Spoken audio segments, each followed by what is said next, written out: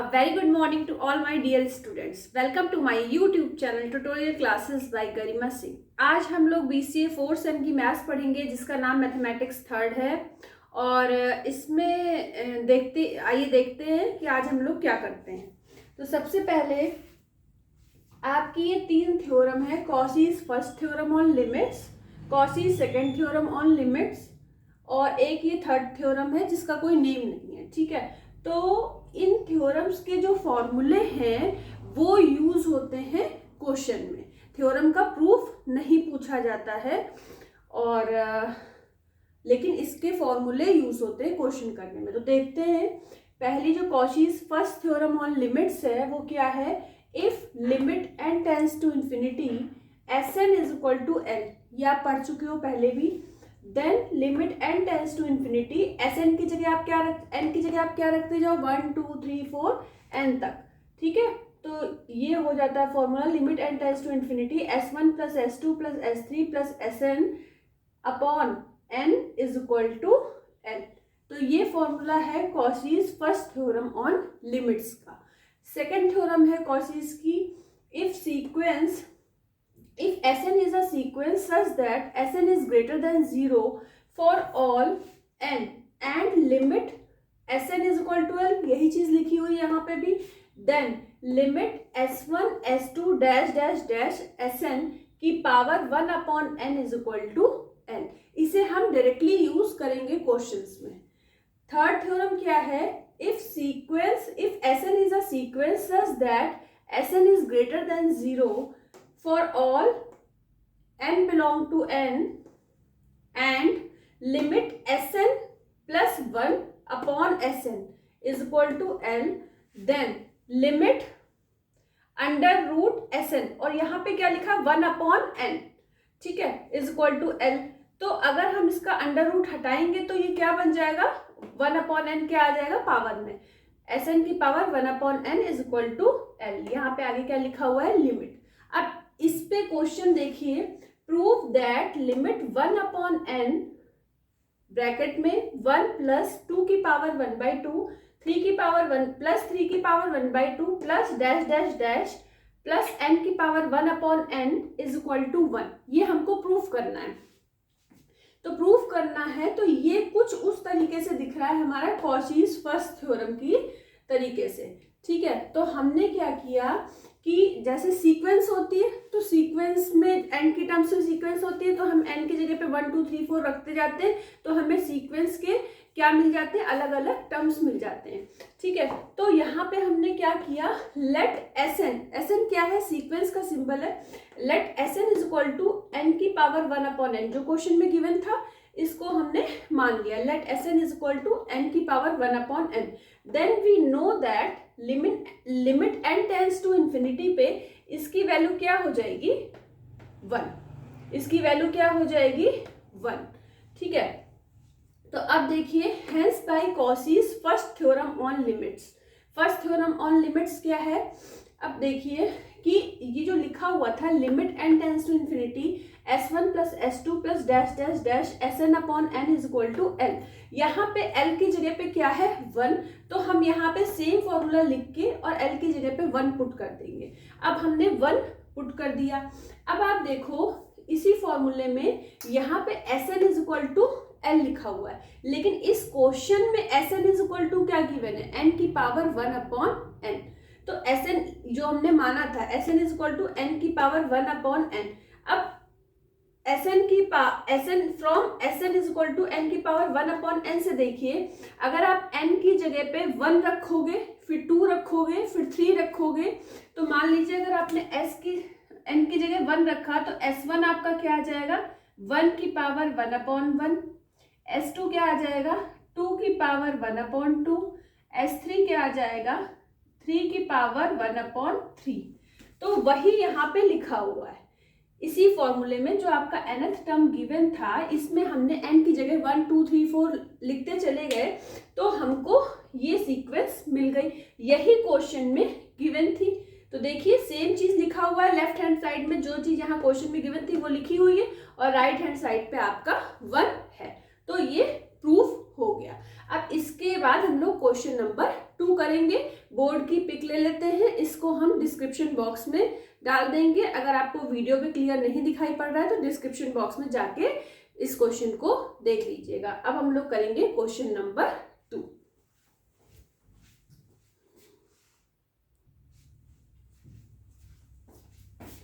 अब देखिए, ये हमारा क्वेश्चन नंबर 2 है। हमारा क्वेश्चन नंबर 2 क्या है? प्रूव दैट लिमिट ब्रैकेट के अंदर 2/1, फिर इनटू में है 3/2 का स्क्वायर, फिर 4/3 का cube, dash dash dash n plus 1/n की पावर n, और इस होल की power n 1/n is equal to e. E का मतलब होता है आइडेंटिटी। ठीक है, अब let Sn is equal to, तो जो इसका ये लास्ट टर्म था वो हमने मान लिया let Sn is equal to n plus 1/n की पावर n। इसको आप अगर n से डिवाइड कर दो ऊपर वाले को तो क्या लिख सकते हो? 1 प्लस 1/n की पावर n। अगर हमने इसमें लिमिट ले ली n टेंड्स टू इन्फिनिटी, तो जब अपॉन में n होता है, हमने बताया था ना किसी भी नंबर के अपॉन में n होता है तो वो नंबर 0 बन जाता है। तो यहाँ क्या बचेगा? केवल 1 बचेगा। ठीक है, अब 1 की पावर अगर इन्फिनिटी होगी तो वो 1 ही रहेगा। तो 1 को आप क्या लिख सकते हो? ई लिख सकते हो, आइडेंटिटी। ऐसा क्यों लिखा? क्योंकि क्वेश्चन में ये था कि मतलब इक्वल टू ई लाना, तो हम वही ले लेते हैं जो हमें लाना है। तो इसको हमने इक्वेशन 1 मान लिया। ठीक है, इसके बाद Sn ग्रेटर देन 0 है, तो ग्रेटर देन 0 तो है ही क्योंकि आइडेंटिटी है। For all n by Cauchy's second theorem. Cauchy's second theorem हम लोगों की क्या थी? Limit S1 S2 dash dash dash Sn की power 1/n is equal to l। अब यहाँ l की जगह e लाना है तो हमने e लिख लिया।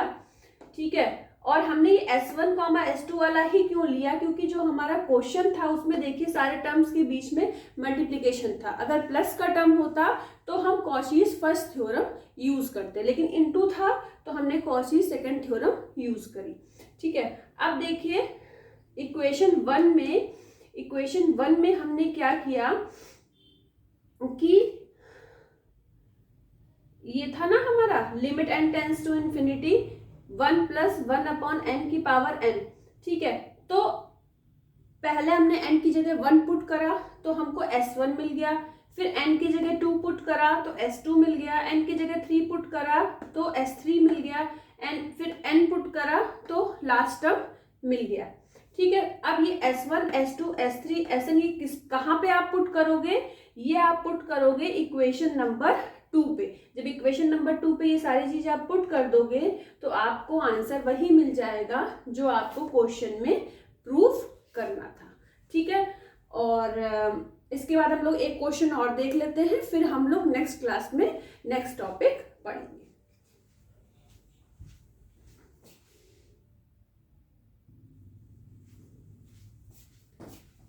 अब देखिए, अब हमारा है question number 3। Prove that limit factorial n की power 1/n is equal to 1/e लाना है। इसको ये गिवन है फैक्टोरियल n की power 1/n is equal to 1/e। E क्या होता है? आइडेंटिटी के लिए यूज होता है। Let Sn is equal to हमने ले लिया फैक्टोरियल n/n की पावर n। हमें ये बहुत ही सोच समझ के लेना होगा कि हम Sn इज इक्वल टू क्या टर्म ले कि हमारा ये प्रूफ हो जाए। ठीक है, तो Sn is equal to factorial n/n की पावर n लेंगे। Then Sn is greater than 0, greater than 0 ही आएगा। क्यों आएगा? क्योंकि वो पहले ही दे चुका है कि ये प्रूफ करिए। तो अगर 1 आ रहा है, 1/e का मतलब ही 1 ही होता है, तो वो 0 से तो बड़ा ही है। For all n belongs to n। अब देखिए इसमें जो बन रहा है कुछ इस तरह का बन रहा है। Sn की पावर, ये जो हम लोगों ने थर्ड थ्योरम पढ़ी थी, लिमिट Sn की power 1/n is equal to l वाला। ठीक है, तो हम ये वाला फॉर्मूला यूज करेंगे। ये फॉर्मूला क्या होता है? Limit Sn plus 1/Sn is equal to l होता है। लेकिन हमें क्या लाना है? 1/e लाना है। तो हमने क्या लिखा यहाँ पे? लिमिट Sn की power 1/n is equal to limit Sn plus 1/Sn लिख लिया। क्यों लिख लिया? क्योंकि थ्योरम 3 में लिखा हुआ है कि limit Sn plus 1 upon Sn is equal to be L है और Sn की power 1 upon n is equal to be L है, तो दोनों में ही L है, तो हम इन दोनों को आपस में क्या कर सकते हैं? इक्वल कर सकते हैं। वही चीज हमने यहाँ पे लिखी हुई है। अब हम सॉल्व कर लेंगे कि Sn प्लस 1 अपॉन Sn क्या आएगा। तो Sn प्लस 1 अपॉन ये जो 1 है वो n के साथ ही है, Sn प्लस 1, ठीक है, Sn प्लस 1। अब देखिए जो हमने माना था, लेट किया था हम लोगों ने कि Sn is equal to factorial n upon n की पावर n, तो अगर यहाँ n की जगह n प्लस 1 होगा तो क्या बन जाएगा? Factorial n plus 1 upon n plus 1 की पावर n प्लस 1, वो हमने यहाँ पे लिख दिया है। अब Sn प्लस 1 की जगह तो लिख दिया, अपॉन Sn है तो Sn की जगह हमने क्या लिख दिया? फैक्टोरियल n अपॉन n की पावर n। अब क्या होगा? फैक्टोरियल से n प्लस 1 जब आप बाहर निकालोगे तो एक नंबर कम हो जाता है, 1 माइनस हो जाता है उससे, तो n प्लस 1 बाहर निकाला तो क्या बचा? फैक्टोरियल के अंदर n बचा, तो फैक्टोरियल n और फैक्टोरियल n आपस में कट जाएंगे, ऊपर बचेगा n प्लस 1। अब नीचे देखिए n प्लस 1 की पावर n प्लस 1 है, तो मतलब n प्लस 1 की पावर n और फिर से n प्लस 1 की पावर 1। जैसे आप लोग ने पढ़ा होगा कि अगर m की पावर 2 हो और m की पावर 3 हो तो ये क्या होता है? m की पावर 2 प्लस 3। बेस जब सेम होते हैं तो पावर ऐड हो जाती है, चाहे तो हम इसको अलग करके भी लिखें, तो वही n प्लस 1 की पावर n प्लस 1 को हमने अलग अलग करके लिख लिया, n प्लस 1 की पावर n और n प्लस 1, और ये वाला फैक्टोरियल n यहाँ लिख दिया है। फैक्टोरियल n प्लस 1 से n प्लस 1 बाहर कर लिया है, अंदर बचा फैक्टोरियल के अंदर फैक्टोरियल n इंटू n की पावर n। अब देखिए फैक्टोरियल n से फैक्टोरियल n कट जाएगा, n प्लस 1 से n प्लस 1 कट जाएगा, बचेगा क्या? n की power n upon n plus 1 की पावर n, इतना हमारा बचेगा। अब अगर हम ये जो n की पावर n है, इस अगर ये अपॉन में होता तो ही ये ऊपर जाता, तो हमने क्या किया? इसको अपॉन में करके डिवाइड कर लिया। इसकी भी पावर n है और इसकी भी पावर n है, तो हमने इसको इस तरीके से किया कुछ, देखिए 1 upon n plus 1 upon n की पावर n, इसको हमने ये लिख लिया। जब ये लिख लिया तो n से डिवाइड हो गया, यहाँ आया 1, यहाँ पे आ गया 1 अपॉन n, तो क्या मिला? 1 प्लस 1 अपॉन n की पावर n, वो यहाँ पे लिखा हुआ है। Limit n tends to infinity पे ये हमें क्या मिल जाएगा? 1 अपॉन e का मतलब भी 1 होता है, ठीक है, ये मिल गया। अब हमने क्या, हमें निकालना क्या था? क्वेश्चन में आ जाते हैं, फिर से देखिए कि हमें निकालना था फैक्टोरियल n अपॉन n और इसकी पावर 1 अपॉन n था, तो हमने क्या किया? Limit n tends to infinity पे Sn की पावर 1 अपॉन n कर दिया, ठीक है। अब ये एक तो हमारा 1 अपॉन e मिल गया राइट हैंड साइड पे जो हमको लाना था। अब हमने जो Sn इज इक्वल टू माना था कि फैक्टोरियल n अपॉन n की पावर n, वो हमने यहाँ पे लिख दिया फैक्टोरियल n अपॉन n की पावर n, ठीक है। अब हम क्या करेंगे कि ये Sn इज इक्वल टू था, तो लेकिन अगर Sn की पावर 1 अपॉन n आ गया है तो फैक्टोरियल n की पावर भी 1 अपॉन n आ जाएगा और इसकी पावर भी 1 अपॉन n आ जाएगा ना, इसकी भी पावर क्या आ जाएगा? 1 अपॉन n, तो इस वाले n से ये वाला n कट जाएगा, तो यहाँ बचेगा क्या?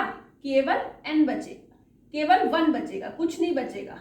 अपॉन में क्या आएगा? n, अपॉन में क्या आ जाएगा?